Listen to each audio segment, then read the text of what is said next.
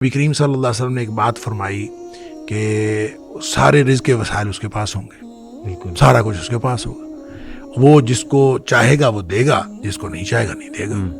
اب کتنی بڑی آزمائش۔ صحیح بات۔ صحابہ کہتے ہیں اللہ کے رسول صلی اللہ علیہ وسلم ہم پھر کھائیں گے کیا؟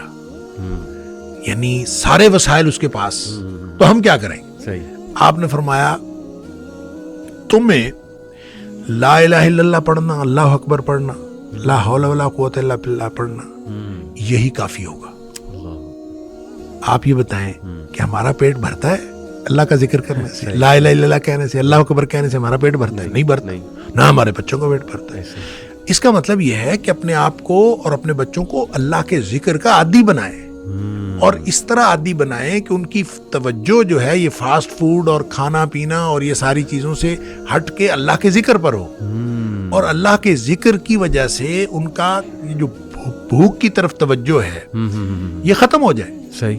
آپ اللہ کے ذکر میں اس قدر انوالو ہوں کہ آپ کا بھوک کا احساس ختم ہو جائے۔ بالکل ٹھیک۔ تو یہ ہے کافی ہونے کا مطلب۔ ایسے تو اس کا عادی اگر ہم نے بنایا ہوا ہے اپنے بچوں کو، یہ خود عادی بنے ہوئے ہیں، تو پھر یہ اس وقت سفائس کرے گا، ورنہ تو نہیں۔